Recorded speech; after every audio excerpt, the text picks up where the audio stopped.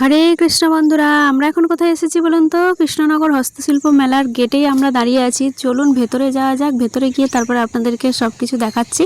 আর এখানে ঢুকেই এই যে পাটের তৈরি কি সুন্দর সুন্দর ঘর সাজানো জিনিস, ব্যাগ পাওয়া যাচ্ছে। আর এইদিকে হচ্ছে মাদুরি দিয়ে খুব সুন্দর করে আসন বানিয়েছে। আর এই পুরো মেলাটা ঘুরতে গেলে অনেকটা সময় লেগে যাবে, তো অনেকটা সময় হাতে নিয়ে আসলে তারপরেই ভালোভাবে ঘুরে কেনাকাটি করা যাবে।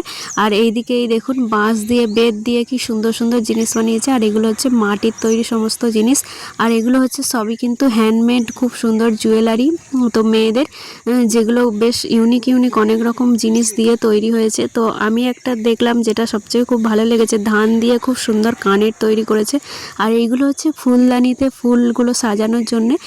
তো এই দিক থেকে নানা রকম জিনিস আছেন, যা কিছু চাইবেন আপনারা সব এখানে পেয়ে যাবেন। হ্যান্ডমেড খুব সুন্দর সুন্দর জিনিস রয়েছে। তো এবার দেখে চলে যাচ্ছি।